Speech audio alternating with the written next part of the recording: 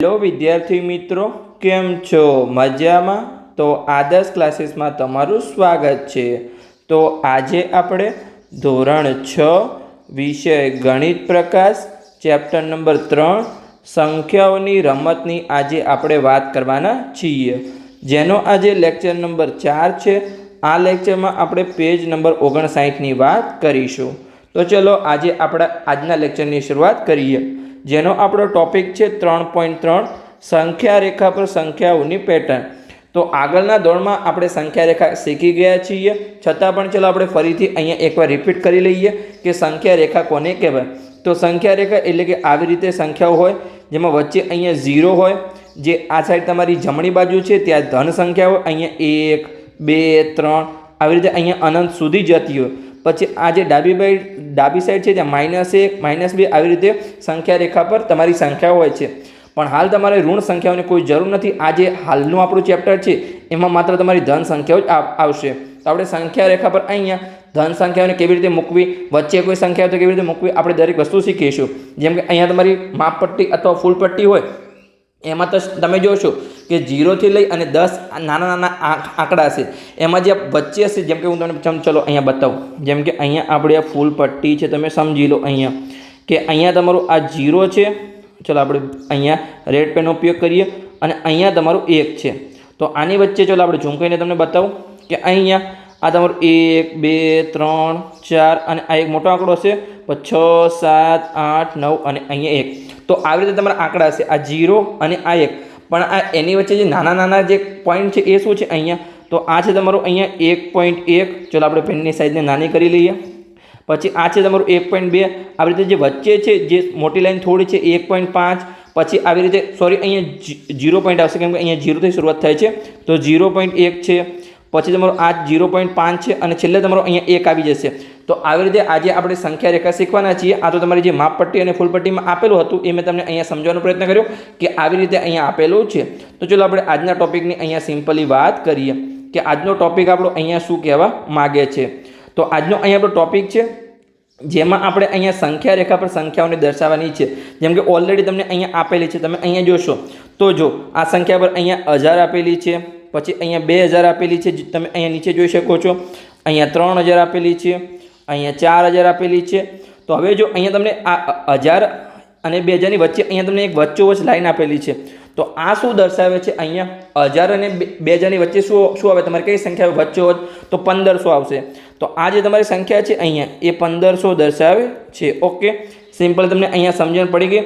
પછી અહીંયા આપણે જોઈએ તો કે 2 અને 3000 વચ્ચે શું આવશે? અહીંયા 2500 આવશે। તો આ જે લાઈન છે એ અહીંયા 2500 દર્શાવે છે। પછી અહીંયા જો 3 અને 4000 વચ્ચે લાઈન નથી, તો તમારે જાતે લાઈન અહીંયા દોરી દેવાની છે। તો 3000 4000 ની વચ્ચે અહીંયા આવશે તમારું 3500। પછી આગળ આપણે જોઈએ અહીંયા તો અહીંયા આવશે 4500। આવી રીતે તમે દરેક અહીંયા આંકડા વચ્ચેના આંકડા લખી શકો છો। 5 અને 6000 ની વચ્ચે અહીંયા 5500। પછી અહીંયા લખી શકો છો તમે 6500। ઓકે, પછી આગળ તમે લખશો અહીંયા 7500। પછી આગળ તમે લખશો અહીંયા 8500। તમારે અહીંયા વચ્ચોવચ્ચ લાઈન દોરવાનો પ્રયત્ન કરવાનો છે અને અહીંયા લખશો તમે 9500। ઓકે, આગળ તમારી કોઈ સંખ્યા છે નહીં, તો આપણે અહીંયા જે સિમ્પલી સંખ્યાઓ હતી એને અહીંયા લખી દીધી। હવે તમારી બુકમાં અહીંયા શું આપેલું છે કે અહીંયા જે બીજી સંખ્યાઓ છે એને અહીંયા તમે આ સંખ્યા રેખા પર દર્શાવો। કઈ કઈ સંખ્યા છે? જેમ કે અહીંયા 2180 છે, તો એ ક્યાં આવશે? તમારી અહીંયા 2000 અને 2500 ની વચ્ચે આવશે। તો ઓલરેડી તમારી બુકમાં અહીંયા દર્શાવેલી છે। અને ક્યાં આવશે? તમારી 2180 તો 2000 ની થોડી નજીક આવશે। તો અહીંયા જો ઓલરેડી આ અહીંયા તમારી 2180 અહીંયા દર્શાવેલા છે, તમારી બુકમાં ઓલરેડી આપેલું છે। તમને 2 ઉદાહરણ આપેલા છે અને બાકીના અહીંયા તમારે જાતે ગણવાનો પ્રયત્ન કરવાનો છે। પછી અહીંયા બીજું તમારે શું દર્શાવવાનું? તો અહીંયા 2754। તો 2754 ક્યાં આવશે? અહીંયા 2500 અને 3000 ની વચ્ચે આવશે। અને 2750 છે એ એક્ઝેક્ટ વચ્ચોવચ્ચ આવે 2500 અને 3000। તો અહીંયા જો તમારે 2754 છે એ એક્ઝેક્ટ અહીંયા તમને વચ્ચે આપેલું છે। પછી આપણે આગળ જોઈએ તો કે તમારે દર્શાવવાનું છે અહીંયા 1500। તો 1500 તો આપણે ઓલરેડી લખેલા જ હતા, આ રહ્યા જો આપણે 1500 ઓલરેડી આપણે દર્શાવેલા છે। પછી આપણે આગળ જોઈએ તો કે અહીંયા તમારે 3600 ને દર્શાવવાના છે। તો 3600 ક્યાં આવશે? તમારા અહીંયા 3500 અને 4000 ની વચ્ચે, પણ 3600 કોની નજીક આવશે? અહીંયા 3500 ની નજીક આવશે। તો અહીંયા આપણે એક 3500 ની નજીક લાઈન કરીશું અને આને આપણે આવી રીતે લખીશું અહીંયા કે આ અહીંયા આપણે 3600 છે। ઓકે, પછી આપણે આગળ જઈએ તો કે 9950 અહીંયા આપણે દર્શાવવાના છે। તો 9950 ક્યાં આવશે તમારા અહીંયા 9500 અને 10,000ની વચ્ચે આવશે, પણ કોની નજીક આવશે? 9950 છે તો એ તમારા 10,000ની નજીક આવશે. તો અહીંયા તમે આવી રીતે દર્શાવી શકો છો. અહીંયા સાવ તમે અહીંયા નજીક દર્શાવજો. ચલો આપણે વધુ નજીક દર્શાવવાનો પ્રયત્ન કરીએ. અહીંયા કે 9900 ને અહીંયા 50. પછી આપણે આગળ જોઈએ તો કે આપણો આંકડો છે અહીંયા 9590. હવે તમારે ખાસ તમને આ બુકમાં કન્ફ્યુઝન કરવાનો પ્રયત્ન કર્યો છે. એક છે 9950, એક છે 9590. તો 9590 ક્યાં આવશે? અહીંયા 9500ની નજીક આવશે. તો અહીંયા આપણે દર્શાવીશું કે આ જે હતા આપણા આ 9590 એ તમારું 9500ની નજીક આવશે. તો બંને આપણે અહીંયા દર્શાવી દીધા સિમ્પલી. પછી અહીંયા આપણું છે 1050. તો એ અહીંયા 1000ની બાજુમાં આવશે. તો 1000 ક્યાં છે? આ રહ્યા. તો અહીંયા આપણે દર્શાવીશું કે આ છે અહીંયા આપણું 1050. પછી આપણે આગળ જોઈએ તો કે શું દર્શાવવાનું છે? અહીંયા આપણે 3050. તો એ ક્યાં આવશે? 3000ની નજીક આવશે. 3000 ક્યાં છે? આ રહ્યા 3000. તો અહીંયા આપણે એક લાઈન લઈશું અને અહીંયા આપણે લખીશું કે 3050. ઓકે, તો આ આપણું સિમ્પલી દર્શાવી દીધું. પછી આપણો નંબર છે અહીંયા 5030. જો અહીંયા પણ તમને કન્ફ્યુઝ કર્યા. 3050 પછી 5030. તો 5030 ક્યાં આવશે? 5000ની નજીક આવશે. તો આ રહે આપણા 5000. અહીંયા આપણે દર્શાવી દઈએ અહીંયા કે 5030. ઓકે, તો આ પણ સિમ્પલી આપણું આવી ગયું. પછી આપણો આંકડો છે અહીંયા નીચે 5300. તો 5300 ક્યાં આવશે? અહીંયા તમારા 5000 ને 5500ની વચ્ચે આવશે, પણ થોડા તમારા વચ્ચેથી થોડા 5500 તરફ આવશે. કેમ કે 5000 અને 5500ની વચ્ચે કયો આંકડો આવે? તો કે 5250 છે, એ વચ્ચે આવશે. પણ આપણે અહીંયા દર્શાવવાનું છે 5300. તો અડધા કરતાં આપણે થોડા આગળ જઈએ. તો અહીંયા 5000 ને 5500 આપણે અડધા કરતાં થોડા આગળ જઈશું. અહીંયા તો અહીંયા આપણે સિમ્પલી દર્શાવી દઈએ અહીંયા 5300. ઓકે, તમે તમારું કદાચ પ્રશ્ન ખોટો હોય તો પણ ચાલશે. જો તમે વચ્ચે દર્શાવ્યું તો પણ તમને અહીંયા સર માર્ક્સ આપી દેશે. તો જો તમારા સર સારા હશે તો. પણ તમારે અહીંયા ટ્રાય કરવાનું છે કે તમે જે સાચું છે એ અહીંયા તમે દર્શાવવાનો પ્રયત્ન કરો. પછી આપણે આગળ જોઈએ તો કે અહીંયા આપણે દર્શાવવાનું છે 8400. તો 8400 ક્યાં આવશે? અહીંયા તમારું 8000 ને 8500ની વચ્ચે આવશે, પણ તમારું 8500ની નજીક આવશે અહીંયા. તો 8500 ક્યાં છે? આ રહ્યું. તો અહીંયા આપણે આવી રીતે દર્શાવીશું અહીંયા કે આ જે છે અહીંયા આપણું શું છે? 8400 છે. તો જે પણ આંકડા તમારી બુકમાં અહીંયા દર્શાવવાના હતા એ અહીંયા આપણે સિમ્પલી દરેક આંકડા અહીંયા દર્શાવી દીધા છે. જે સંખ્યા રેખા પર ગોઠવવાના હતા એ તમે તમારી રીતે બીજા આંકડા પણ લઈ શકો છો. તમારા મિત્રોને પૂછી શકો છો. જેમ કે આ 1000થી લઈ અને 10000 છે. તો આના વચ્ચે તમે કોઈ પણ આંકડો બોલો અને તમારા મિત્રને કહો કે આ આંકડો તો સંખ્યા રેખા પર દર્શાવ, અને પછી તમારે ચેક કરવાનું છે કે એ સાચો દર્શાવ્યો છે કે ખોટો. પછી તમારા મિત્રને કહેવાનું છે કે તું 1000થી લઈ અને 10000 વચ્ચેનો કોઈ આંકડો બોલ, તો હું સંખ્યા રેખા પર દર્શાવું. અને પછી તમારા મિત્રને કહેવાનું છે કે તું ચેક કર આ સાચું છે કે ખોટું છે. તો આવી રીતે અહીંયા તમે એક પઝલ એટલે કે તમે અહીંયા એક ગેમ પણ રમી શકો છો, જેમાં પછી તમારે પોઈન્ટ ગણવાથી તમે કદાચ 5 પ્રશ્નો પૂછો તો કે એને 5માંથી કેટલા પોઈન્ટ મળે અને કોની જીત થઈ છે આવી તમે અહીંયા રમત રમી શકો છો. તો ચલો આપણે આગળ જઈએ. આજના આપણે જે પ્રશ્નો છે એ આપણે અહીંયા સોલ્વ કરીએ. તો વિચારો અને શોધો, જેમાં આપણા અહીંયા કેટલાક પ્રશ્નો આપેલા છે કે નીચેની સંખ્યા રેખા ઉપર અંકિત સંખ્યાઓ ઓળખો, બાકીના સ્થાનો પર યોગ્ય સંખ્યા અંકિત કરો. તો ચલો આપણે કરીએ. અહીંયા જેમ કે અહીંયા જો તમને આ એક સંખ્યા રેખા આપેલી છે, જેમાં અહીંયા તમારો આંકડો છે અહીંયા 2010 અને અહીંયા તમારો આંકડો છે અહીંયા 2020. એની વચ્ચે પણ અહીંયા એક તમારો એક છે અહીંયા પોઈન્ટ દર્શાવવાનો પ્રયત્ન કર્યો છે. તો 2010 અને 2020ની વચ્ચે શું આવશે? અહીંયા તમારું 2015 આવશે. કેમ કે તમારો જો આ 10નો ગેપ છે પણ અહીંયા વચ્ચે એક પોઈન્ટ છે, તો અહીંયા આવશે તમારું 2015 વચ્ચોવચ્ચ. ઓકે, તો 15 થઈ ગયું. એટલે કે દરેક જે આ લાઈન છે એની વચ્ચે કેટલાનો ગેપ છે? અહીંયા 5-5નો ગેપ છે. તમે અહીંયા ગણશો હવે 10થી અહીંયા 15, 15થી 20, તો આગળ તમારે લખવું તો શું આવશે? અહીંયા 25 આવશે. તો તમે અહીંયા લખી શકો છો. ચલો આપણે અહીંયા લખીએ કે અહીંયા તમારું આવશે 2025. પછી આગળ આપણે અહીંયા લખીએ તો અહીંયા તમારું આવશે 2030 અને એનાથી આગળ તમારું આવશે અહીંયા 2035. તો તમારી જે પણ ખાલી સ્થાનો હતા ત્યાં અહીંયા આપણે યોગ્ય સંખ્યા લખવાની હતી તો એ આપણે લખી દીધી. હવે અહીંયા આપણે પાછળની સાઈડ પણ અહીંયા લખી શકીએ છીએ. જેમ કે અહીંયા 2010 હતું, તો જો આપણે પાછળ જવું તો 5 આપણે ઘટાડવા પડે. આગળ જતા હતા તો 5 વધારતા હતા, તો પાછળ તમારા 5 ઘટાડવા પડશે. તો અહીંયા આપણે લખીશું કે 2000 ને અહીંયા 5, પછી અહીંયા લખીશું 2000, પછી અહીંયા આપણે લખીશું 1995 અને પછી અહીંયા લખીશું આપણે 1990. ઓકે, તો આ આપણે સિમ્પલી અહીંયા સંખ્યા લખી દીધી. હવે આપણે આગળ જઈએ તો આગળની જે બીજી સંખ્યા રેખા છે એમાં અહીંયા લખેલું છે 9996 અને એની જે બાજુની લાઈન છે એમાં લખેલું છે 9997, એટલે કે બે લાઈન વચ્ચે અહીંયા માત્ર એક જ અંકનો ગેપ છે. તો જો તમારે આગળની સંખ્યા લખવી હોય આગળની લાઈન પર તો તમારે માત્ર અહીંયા એક અંક વધારવાનો છે. એટલે કે અહીંયા તમે લખશો 9998, પછી આગળ તમે લખશો અહીંયા 9999, પછી અહીંયા આગળ તમે લખશો અહીંયા 10,000 અને એનાથી આગળ લખશો અહીંયા તમે 10,001. ચલો આપણે લખીએ અહીંયા, અને અહીંયા તમે લખશો અહીંયા 10,002.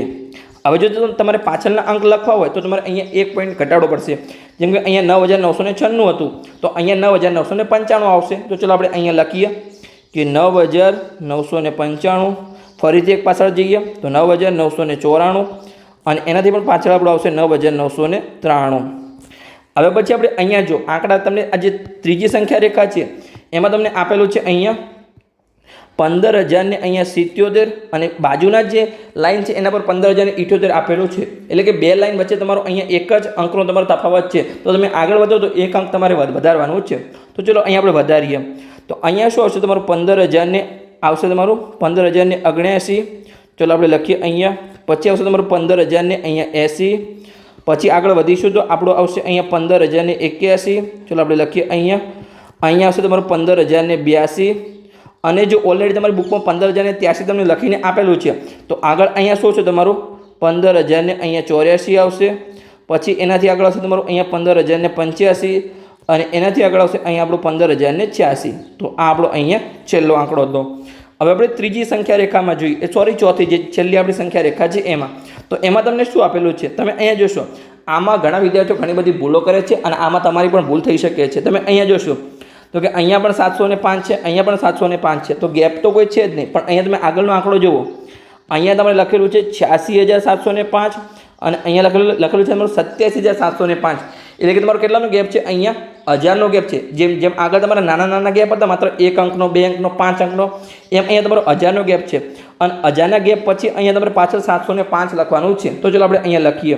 તો આપણે આગળ વધવું અહીંયા, જેમ અહીંયા 86,705 હતું, અહીંયા 87,705 છે.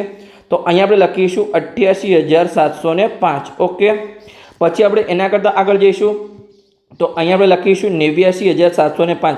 તમારે 1000 અંક માત્ર આગળ જવાનું છે. તો અહીંયા આપણે લખીશું 90,705. પછી અહીંયા આપણે લખીશું 91,705 અને અહીંયા આપણે લખીશું 92,705. ઓકે, હવે આપણે પાછળ આવીશું તો અહીંયા માઇનસ કરવા પડશે. જેમ અહીંયા 86,705 હતા તો અહીંયા આપણે લખીશું 85,705. 85,705. પછી અહીંયા આપણે લખીશું અહીંયા 84,705. ઓકે, અને જે એનાથી પણ પાછળ જઈશું તો હજુ આપણે 1000 ઘટાડીશું તો અહીંયા આપણે લખીશું 83,705. તો સિમ્પલી સંખ્યા રેખા પર જે આપણે જે અંક ઘટતા હતા આપણે દરેક અંક અહીંયા લખી દીધા છે દરેક સંખ્યા રેખા પર. તો અહીંયા જો સંખ્યા રેખાના અંકિત સંખ્યાઓને ઓળખો અને બાકીના સ્થાનો પર યોગ્ય સંખ્યા છે એ આપણે અંકિત કરવાની હતી. તો અહીંયા આપણે અંકિત કરી દીધી છે. હજુ આપણો અહીંયા એક પ્રશ્ન બાકી છે. અહીંયા તમને પ્રશ્ન લખેલો છે. ચલો આપણે પ્રશ્નને વાંચીએ અને સિમ્પલી આપણે તેનું સોલ્યુશન મેળવીએ. તો ઉપર આપેલ દરેક શ્રેણીમાં સૌથી નાની સંખ્યાની ફરતે અહીંયા વર્તુળ કરો અને સૌથી મોટી સંખ્યાની ફરતે ચોરસ કરો. તો સૌથી નાની સંખ્યા ક્યાં આવશે?